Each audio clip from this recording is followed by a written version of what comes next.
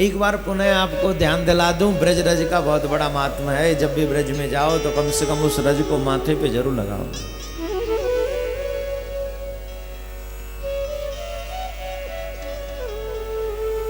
ब्रज में 3 रानी बहुत प्रसिद्ध हैं, जिनमें से 2 रानी का नाम चर्चा करेंगे, राधा रानी और रज रानी।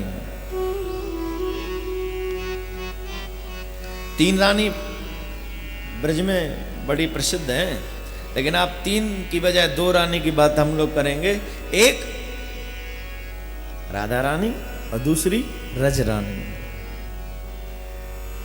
और कृष्ण दोनों के ही प्रति श्रद्धावान हैं। राधा रानी के प्रति श्रद्धावान है और रज रानी के प्रति भी श्रद्धावान है। अगर राधा रानी के चरण दबाते हैं तो रज रानी को वो भोग लगाते हैं, उस रज में खेलते हैं, उस रज को अपने अंगों पर धारण करते हैं। एक व्यक्ति ने पूछी, अरे कन्हैया सखाए उनके, अरे कन्हैया तू गैया चरावे, एक तो तू गैयान के पीछे मत चलो कर, गैयान के आगे चलो कर। क्यों?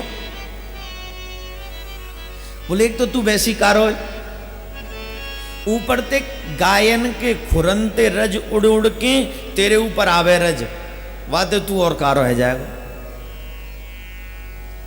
बोले तुम्हें पता है मैं ब्रज में क्यों आया हूं? क्यों आए हो? बोले यही रज के काजे आया हूं।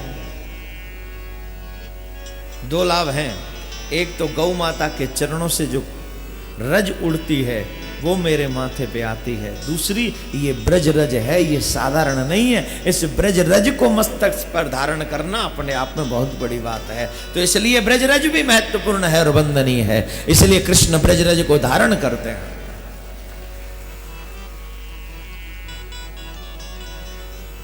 माटी खाई, ग्वाल वाला ने पकड़ लो, अरे कहा कर रहे हो? का तेरी मैया तू माखन ना दे। माखन जबरदस्ती मैया के जोर ले गए, चल चल देख तेरे लाला ने माटी खाई। मैया ने पूछी, चोरे छोरा तेने माटी खाई है का?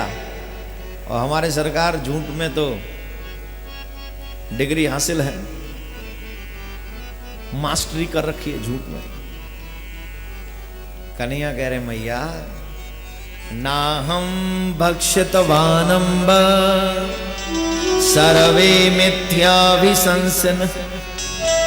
अरे माँ मैंने माटी ना खाई, ये सब झूठ बोल रहे हैं, झूठ बोल रहे हैं। ने मुंह खोल के दिखाइयो या मधुर से मुंह खोलियो। कन्हैया बोले मुंह खोलेंगे तो चोरी पकड़ी जाएगी, चलो चोरी पकड़वा देंगे, पर ऐसा मुख दिखाओ कि दुनिया याद रखे कि कृष्ण का मुख देखा गया। कन्हैया ने मुख खोलो, दिखे कहा पूरो ब्रह्मांड, चंद्रमा, सूर्य, समुद्र, पृथ्वी, आकाश, देवगण, मृत्यु के लोग, नाग नर किन्नर गंधर्व, सब ऋषि मुनि, शंकर ब्रह्मा इंद्र नारद, सबको देखा। मैया ने देखो कन्हैया के मुख में ये सब का है, जैसी देखो झट मूर्छित है गिर पड़ी मैया। एक और बात बताऊं, जिन नैनों से तुम दुनिया को देखते हो उन नैनों में, उन नेत्रों में काबिलियत नहीं है कृष्ण को देखने की। है क्या? है? जवाब दो, काबिलियत है? नहीं। अर्जुन को भी जब भगवान विराट रूप दिखाते हैं तो पहले उन्हें दिव्य चक्षु देते हैं। ददामिते चक्षु दिव्य। क्यों? बोले तेरे नेत्रों में इतनी ताकत नहीं कि मेरा दर्शन कर सके। मैया यशोदा भी न देख सकी और मूर्छित हो गई, गिर पड़ी। 2 भाव है, एक तो अपने कन्हैया के मुख में ये देख के लाला के मुख में का है तो मूर्छित है गई, एक भगवान के सुंदर स्वरूप को वो संभाल नहीं सकी, देख नहीं सकी तो मूर्छित हो गई, इसलिए मूर्छित हो। मैया बोली, मैया को जब होश आयो, कन्हैया बोले अगर याने भगवान मान लियो ना तो माखन मिश्री गयो काम थे।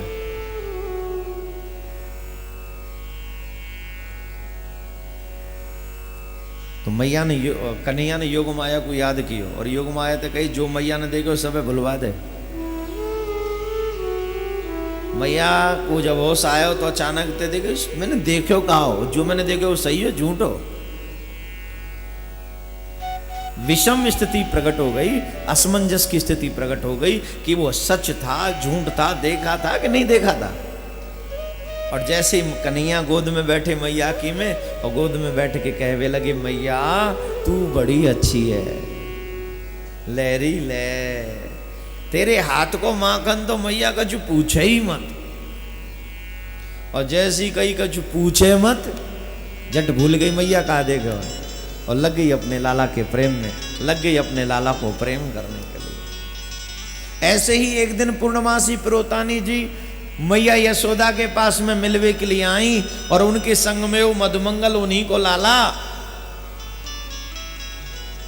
लाला उनके संग में हो। तो मैया जब काम करो करे ना तो कन्हैया रोयो करे, और कन्हैया जब रोयो करे तो मैया कहा करो करे कि नेक्स्ट सो माखन ले अपनी उंगलिया पे और झट कन्हैया को चटा दे, और नेक्स्ट सो माखन चटावे झट कन्हैया खेलवे लग जाए, और मैया और काम करवे लग जाए। पूर्णमासी पुरोतानी जी ते बात करवे लग जाए, फिर रोवे तो फिर चटा दे, और फिर कन्हैया खेलवे लग जाए। मधुमंगल देख रहे हो, हर एक कला का कोई न कोई गुरु होता है कि नहीं? बोलो, आपका भी कोई गुरु होगा जिसने पहले आपको पढ़ाना शुरू किया होगा। पहला गुरु माँ होती जो संसार सिखाती है, दूसरा गुरु वो टीचर होते हैं जो हमें रोटी कमाने का सिस्टम सिखाते हैं, और तीसरे हमारे आचार्य लोग जो हमें भगवान से मिलना सिखाते हैं। 3 गुरु तो हर एक के जीवन में होते ही हैं। पहली माँ, दूसरे टीचर लोग जो संसारिक शिक्षा देते हैं, तीसरे तुम्हारे गुरु जो अध्यात्म के विषय में तुम्हें आगे लेकर जाते हैं।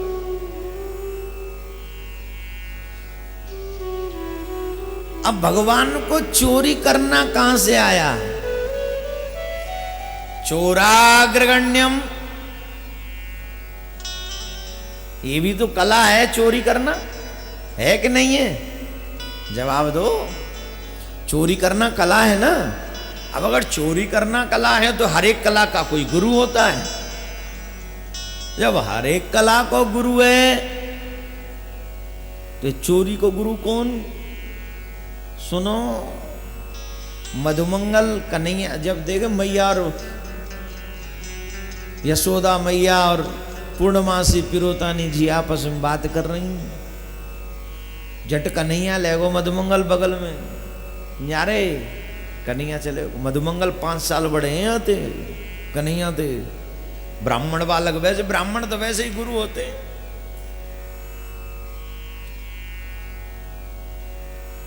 यहां हंसो मत, ब्राह्मण ही गुरु होता है, याद रखना। तो गुरुजी तो ले गए चेले को बगल में, आदरे कन्हैया जा। अरे मैंने कन्हैया देखो, तू तो लाला बड़ो माखन खा रहे हो, तेरी मैया तो माखन खवावे तो माखन बहुत अच्छा लगे। बोले बहुत ज्यादा, नेक नहीं, बहुत ज्यादा अच्छो लगे। बोले कितना अच्छो लगे? बोले मैं बता ना सकूं, ये माखन के काजी तो मैं आया हूं। अच्छा एक बात बता। तो एक बात बताऊं? बोले हाँ। तेने यौते ज्यादा 100 गुना मीठो माखन खानो है? याते ज्यादा 100 गुना मीठो माखन का होगा, माखन तो माखन ही है, याते ज्यादा का मीठा रे तू ना जाने। यौते 100 गुनो ज्यादा मीठो माखन होए।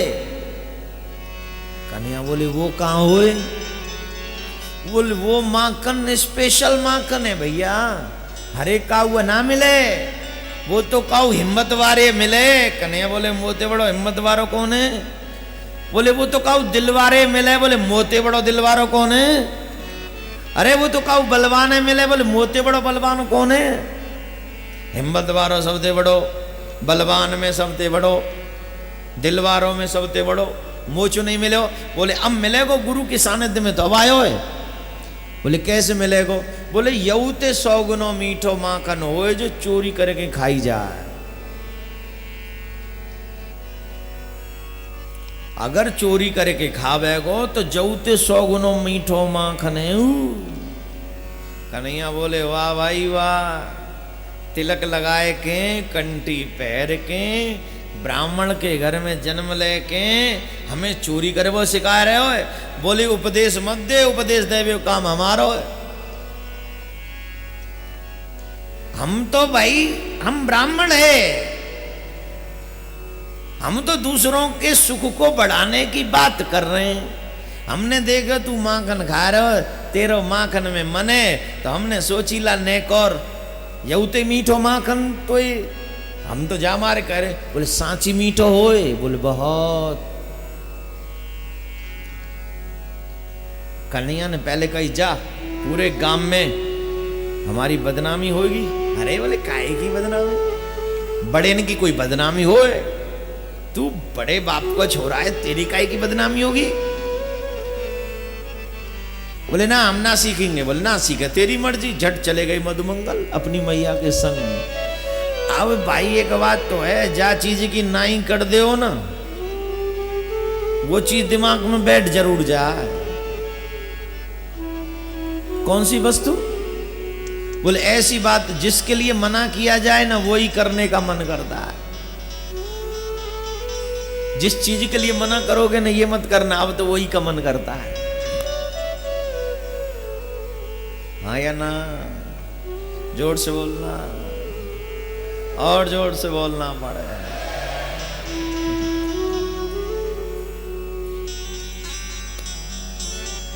मैया यशोदा ने कही लाला माखन खावेगो? बोले खा लियो।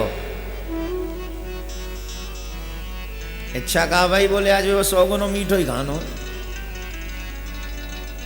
कैसो खानो? बोले 100 गुनो जो मीठो है ना वही खानो आज। मैया ने कहा समझी रोहनी ने खवा दियो होगो।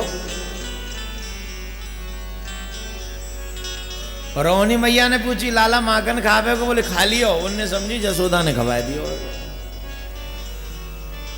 जैसी दोनों ने नाई कर दी। क्यों? इच्छा तो है रही वो 100 गुने खानो आज। अंधेरो भयो, रात हेवे लगी, तो एक बहुत बड़ो कक्ष हो, रूम, कमरा, वही में बड़े बड़े पलकाए। एक पलका पे रोहनी जी सो गई बलराम जी लेके, और दूसरे पलका पे जसोदा मैया सो गई कन्हैया लेके, और दोनों के बीच में एक जगह, और उन पलकान के नीचे माखन और मिश्री और दही और दूध के मटका धरे। मोटे मोटे मटका, छोटे छोटे मटकी, सब मोटी छोटी बीच बड़े। अब तो मिट्टी का काम ही बंद हो गया मटका बनाना। आजकल जब से ये प्लास्टिक आई है सबका काम खेल खत्म। राधे राधे बोलना पड़ेगा। जोर से बोलो, जोर से।